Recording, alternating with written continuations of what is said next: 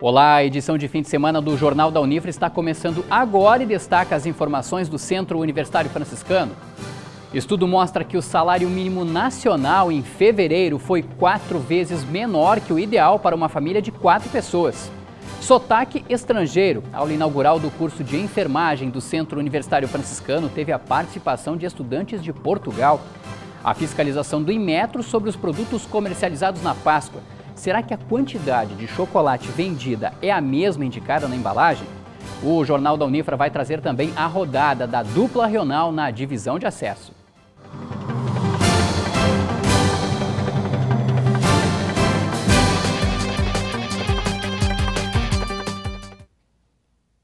Com o valor oficial determinado pelo governo em R$ 880, o salário mínimo é 4 vezes menor do que o ideal para sustentar uma família de 4 pessoas. A análise é do Departamento Intersindical de Estatísticas e Estudos Socioeconômicos, o DIEESE, sobre este assunto e também sobre a taxa de desemprego em 2015, confirmada pelo IBGE na última semana. O coordenador do curso de Ciências Econômicas da Unifra, professor Matheus Froza, é o nosso convidado do Jornal da Unifra. Professor, seja mais uma vez muito bem-vindo. Obrigado. Quero começar exatamente com esse assunto envolvendo o salário mínimo, que sempre é polêmico, que sempre tem a questão dos aposentados e tudo mais. E eu quero colocar aqui na tela, para quem está nos acompanhando pelo canal 15 da NET e também pelo Unifra Online, fevereiro de 2016, professor, salário oficial, salário mínimo oficial, R$ 880. O ideal, medido pelo DIEESE, para uma família de 4 pessoas, considerando aí moradia, alimentação, educação, saúde, lazer, vestuário, higiene, transporte e previdência social, R$ 3.725. Professor, a bomba está no seu colo. Por que essa diferença, professor? Na verdade, esses 3.725 refere-se a uma renda per capita para 4 pessoas. Eu estou dividindo este valor por 4 pessoas, então dá em torno de R$ 1.000, R$ 1.200 para cada pessoa. E essa diferença, em virtude do nosso atual momento, tende a piorar quanto mais aumentar a instabilidade política do país, tende a refletir em aspectos econômicos. Então, esses 3.725 é bem provável que a instabilidade aumentando eu supere este valor, como já vem acontecendo mês a mês. Nós temos dados também, professor, de fevereiro de 2015, até para ilustrar e para mostrar que não é de hoje essa diferença tão grande entre o salário mínimo oficial e o salário mínimo ideal. Em fevereiro de 2015, nós tínhamos R$ 788 o salário mínimo. E aí o salário ideal para uma família de 4 pessoas chegava a R$ 3.182. A diferença até não era tão grande assim. Aliás, era grande também, mas era um pouco menor. E eu aproveito, professor, sobre o mesmo assunto para mostrar, na verdade, uma outra comparação. Para efeito aqui de Jornal da Unifra, a gente comparou exatamente o salário ideal de uma família de 4 pessoas, 2016 e 2015. Então a gente tem aí R$ 3.725, R$ 3.182, uma diferença de R$ 542. E aí a gente chega, acredito, professora, à seguinte conclusão, e até quero que o professor reforce e diga se podemos pensar assim ou não. Inflação do período oficial, 10,25%, mas ao observarmos a porcentagem de 542 sobre os 3.182, isso é muito maior. Muito maior. E aí, o que nós temos de fato aí? É a inflação real do período, professor? A real, sim, a oficial é o 10,25, a medida pelo IPCA, até o próprio índice do custo de vida se aproxima deste valor, mas a real, sim, ela chega hoje a 17%, 18%, que é atualizado. Lembrando que um índice de preços, ele pega só residentes numa área urbana e ele é determinante em torno de pesquisa em torno de 1.200 itens. Então tem esse diferencial também, porque o reajuste neste período, ele também passa a ser semanal e em alguns casos até diários. Perfeito. Bom, eu quero aproveitar, professor, também todo o contexto que a gente está vivendo, um contexto político, de que maneira essa desvalorização do salário que a gente observa, não só pelo salário ideal, pelo salário oficial, pode ocasionar nas próximas semanas, nos próximos meses para o brasileiro, porque muitas categorias estão recebendo reajuste de salário nesse período, mas já pegando uma inflação que na verdade já vem de 2015. Com certeza. E aí como fica a questão da desvalorização do salário? Na verdade, pegamos os dois lados. Eu acho que esse momento de instabilidade política vai sim ocorrer atrasos nas negociações salariais, até em virtude da incerteza do atual momento. Por isso que a renda do trabalhador tende a ser cada vez mais corroída, até em virtude disso. Corremos o risco de não termos reajuste em maio, porque nós podemos estar num período já pré-eleitoral ou de impeachment, então isso tem que levar em consideração, por isso que é turbulento, eu estou quase num colapso econômico em termos de preços e também de salários em virtude das negociações salariais que venham a acontecer. Ok, professor, eu quero trazer um outro assunto também, em relação à taxa de desemprego. Lá no início da semana, o IBGE confirmou os números de 2015 de desemprego. 8,5% da população economicamente ativa do Brasil encontrava-se em situação de desemprego em 2015, durante ao longo de 2015. É o maior índice desde que a série histórica começou a ser acompanhada pelo IBGE desde 2012. E esses dados refletem, principalmente, fica bem claro um período sazonal da política e também da economia. Em 2013, esse resultado ele é influenciado principalmente pela redução do IPI, uma nova redução imposta pelo governo que beneficiou a indústria de bens duráveis, aqui automobilística e também na linha de eletrodomésticos, por isso que eu cheguei a esse 4,1. Após isso, o não surgimento de efeito começa novamente a crescer o desemprego. A questão está na política de geração de emprego. Eu não posso gerar emprego mediante a desoneração tributária. Tem que criar política de geração de emprego e talvez o caminho mais simples, e talvez esse é o momento de discutir e também protestar a favor disso, seja assim a reforma fiscal, trabalhista e previdenciária que vai interferir diretamente na geração de emprego. Quero aproveitar, professor, aquilo que o senhor provavelmente fala em sala de aula para os seus alunos lá no curso de Ciências Econômicas sobre o Plano Collor. Aliás, o governo Collor, que teve o Plano Collor também. Professor, nesse período nós tivemos um desemprego, uma taxa de desemprego muito alta, muito próxima de 10%, é isso? Não, na verdade, quando no ano do mês de impeachment do Collor, nós fechamos aquele mês em 11,5%. Então, mais de 10 milhões de pessoas, com certeza. Perfeito. Nós temos um número próximo a isso. Não é exatamente lá, mas próximo, 8,5%. Hoje, na população brasileira, isso representa em torno, inclusive a próxima tela que a gente tem, 8 milhões e 600 mil brasileiros sem trabalho. Isso dá 27% a mais que 2014. O que me reflete isso, fazer uma análise também política e quase, todo respeito aos sociólogos, a questão é que esse movimento do Collor foi um movimento de massa de trabalhadores. Com certeza, e eu tinha um norte, eu sabia aonde eu queria chegar, tanto é que eu cheguei, tanto é que eu mudei em termos de presidente, depois eu mudei a moeda. Essas manifestações, eu não sei aonde eu quero chegar ainda, ela é mais disseminada às pessoas que estão protestando, de diferentes classes sociais, diferentes gêneros que estão aí. Porque um desemprego que eu tenho a 8,6 milhões de pessoas, ele é alto? Ele é altíssimo, mas o Collor chegou no impeachment, no mínimo, com 3 milhões de pessoas a mais do que essa atual situação. Isso também demonstra características distintas pela ótica do taxa de desemprego dos dois protestos. Perfeito. Bom, a gente sabe que algumas entidades já se manifestaram, entidades empresariais, enfim, sindicais e tudo mais, a favor até inclusive de um impeachment da presidente Dilma. Se isso vier a ocorrer, que panoramas nós teríamos em relação a desemprego e em relação à economia para encerrar a nossa entrevista hoje? Exatamente. Eu acho que as entidades têm total direito de se manifestar, isso faz parte do regime democrático e temos que defender sempre a democracia. Isso é fundamental. Mas eu faço algumas ressalvas. A questão é, as entidades deviam se posicionar também dentre as suas bandeiras, que rumo elas querem. Qual é a política econômica que elas querem? Desoneração tributária? Vimos que não tem tanto efeito, o efeito é de curto prazo. Elas querem mudar o meu regime cambial em relação ao câmbio? Os juros, a inflação? Isso não ficou claro. Eu exijo uma retirada do impeachment, é legítimo, mas também é hora de eu apresentar propostas. Isso eu vejo como fundamental. Eu estou esperando ansiosamente para uma carta, principalmente da Fiesp, que é a principal indústria desse país em São Paulo, que está comandando esses impeachments. Qual é a proposta da Fiesp? Será que eu não vou angariar mais pessoas para essas manifestações? Talvez sim. Essa é uma pergunta, essa é até uma provocação.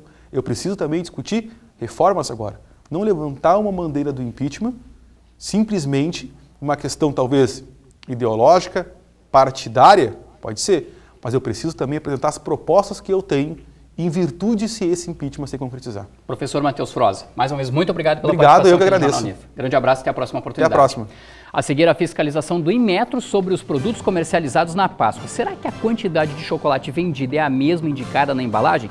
1 minuto e o Jornal da Unifra volta para responder a esta pergunta a você que nos acompanha pelo canal 15 da NET ou pelo Unifra Online no YouTube. Já voltamos.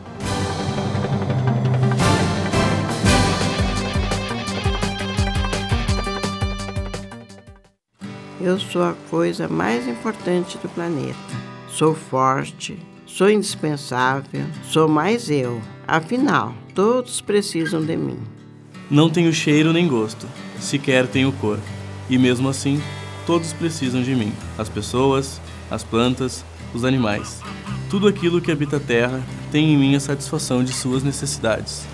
Sou a lágrima que sai dos seus olhos, o aguçar da sua boca sedenta. Limpo, floresço, regenero, hidrato e mato a sede. Sou tudo o que há de melhor e preciso me proteger, pois um dia posso me extinguir e sem mim, todos à minha volta virarão pó. Preciso me proteger e preciso que todos me protejam. Sou importante demais para acabar. Eu sou água. Somos todos água.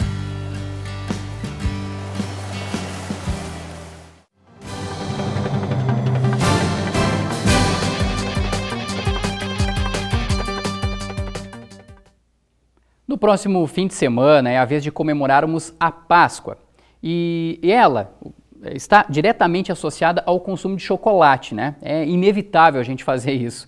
Seja no formato em que for que esse chocolate é comercializado, a quantidade do produto indicada na embalagem será mesmo igual a que você paga na hora de levá-lo para casa? Pois o Inmetro está de olho nisso, hein? Na qualidade, na quantidade e nos brindes, cada vez mais comuns nestes produtos. Nos supermercados, como qualquer consumidor, o Inmetro recolhe amostras dos principais produtos consumidos na Páscoa para análises, tanto de marcas tradicionais como das artesanais. No laboratório, toda a amostragem de um mesmo modelo de ovo de Páscoa é primeiro pesada completa para verificar o peso bruto. Depois, as técnicas retiram tudo o que não é chocolate, pacote, brinquedo e até o papel que envolve o ovo. A nova pesagem é destes itens. Descontado o valor, o Inmetro atesta se o peso líquido indicado na embalagem está correto. Nos últimos anos, o teste tem indicado que os fornecedores garantem até mais chocolate do que anunciam. Dificilmente nós vamos encontrar um produto faltando peso, mas mesmo assim o nosso trabalho é rotina. Que as empresas cada vez mais se preocupam com o controle de qualidade e justamente para atender a legislação do Inmetro. Só que o chocolate já deixou de ser o maior atrativo dos ovos de Páscoa para as crianças. Por isso, o cuidado com os brinquedos, que devem conter neles e não na embalagem do ovo o selo do Inmetro. Este é um atestado de segurança em relação à toxicidade, ruído, arestas cortantes, entre outros. E os pais devem estar atentos para produtos muito baratos que falsificam o selo, já que no Brasil, há quase 15 anos, todo brinquedo nacional ou importado precisa ter a certificação. Qualquer falsificação está relacionada a preço, né? Geralmente se falsifica para se lucrar e não para se comercializar um produto seguro. Se você não compra em estabelecimentos comerciais ou desconfia, não compre. Denuncie também, nós temos ouvidoria, não compre. A ouvidoria do Inmetro recebe denúncias pelo telefone 0800 285 1818. O atendimento é de segunda a sexta, das 8 da manhã às 6h40 da tarde. A seguir, a aula inaugural do curso de enfermagem do Centro Universitário Franciscano, que teve sotaque estrangeiro. Antes, você acompanha a previsão do tempo para o fim de semana.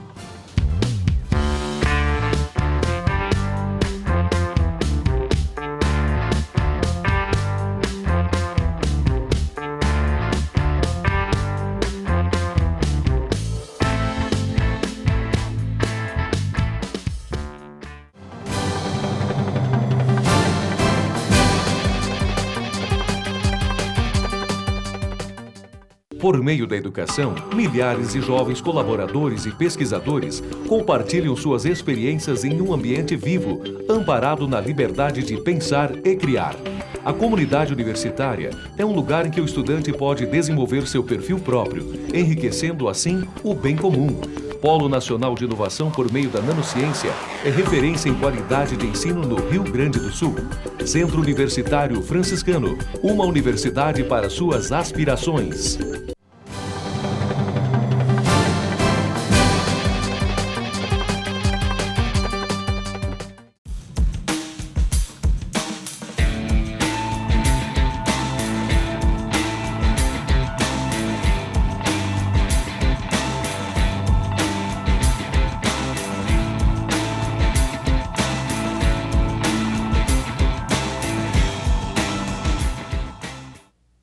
Na próxima segunda-feira, a TV Unifra exibe a partir das 7h30 da noite o Universo Unifra.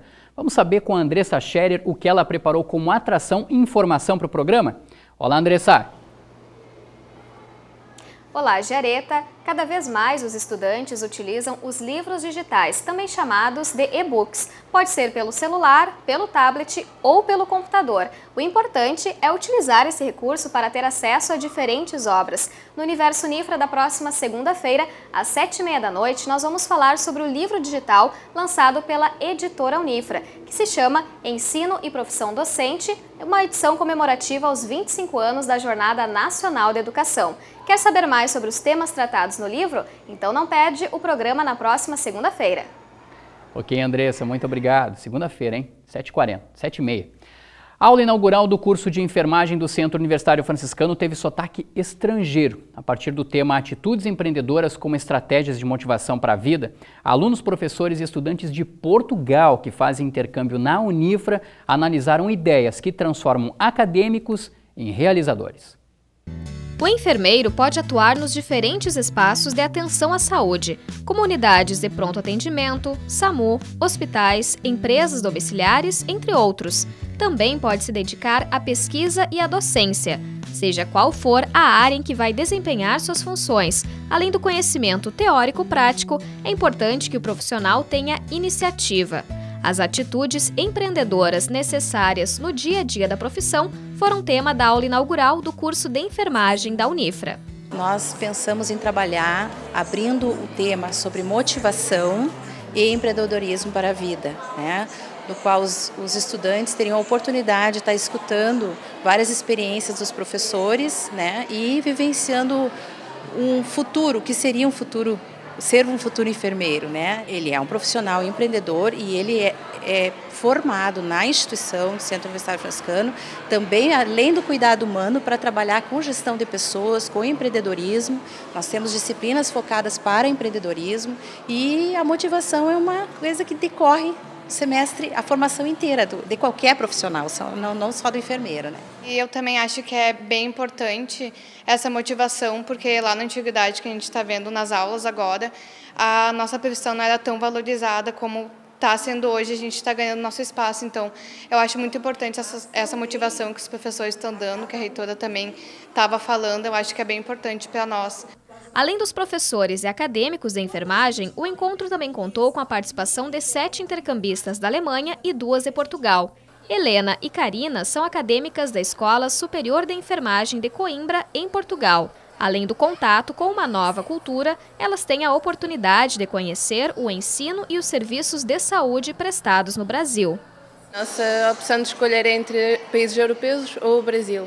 E eu acho que é uma oportunidade de uma vida, é uma oportunidade única vir para outro país do outro lado do mundo e tivemos a sorte de ser um país que fala a nossa língua, que facilita muito na nossa profissão, podemos falar com as pessoas e saber como é que elas vivem. Acreditamos que os profissionais de saúde são mais simpáticos, mais acolhedores, estão mais receptivos a novas ideias, a comunicarem com os pacientes. As pessoas, mesmo nós sendo de outro país, querem conhecer a nossa cultura, também ficam curiosos e é uma partilha. Nós damos o que temos, o que trouxemos lá e as pessoas de cada um de volta. estreitar as relações entre eles, né? Aproximá-los com isso, o que a gente quer daqui para frente, que realmente os alunos tenham uma forte vivência de intercâmbio, tanto os que vieram de fora quanto os nossos, né? Daqui, que tenham realmente trocas efetivas, tanto teóricas quanto práticas, para que façam novas experiências nos campos de prática, nos estágios, trazendo coisas novas, levando muitas coisas novas daqui também. A aula que marcou o início das atividades do curso de enfermagem comprovou que é possível empreender também no meio acadêmico, seja na realização de um intercâmbio, como fizeram Helena e Karina, ou nas horas de estudo e estágios durante o curso. O importante é ter iniciativa. No esporte, a dupla Regional joga neste fim de semana, mas ambas as partidas são fora de casa. Após a derrota para o Santa Cruz na estreia, o Inter SM vai até Farroupilha buscar a recuperação diante do Brasil. Este jogo será às 4 da tarde. Já o Rio-Grandense, que foi goleado por 4-1 pelo Avenida na última quarta, encara o São Gabriel também em busca de recuperação. Este jogo, aliás, teve o mando de campo alterado em função de que o estádio dos Eucaliptos ainda não foi liberado pelos bombeiros. Com isso, os dois times se enfrentam no domingo às 7 da noite no estádio Silvio de Faria Correia, em São Gabriel. O Jornal da Unifra fica por aqui. Você também pode conferir a nossa programação no nosso canal do YouTube, o Unifra Online. Um grande abraço a todos. Bom fim de semana. Até mais.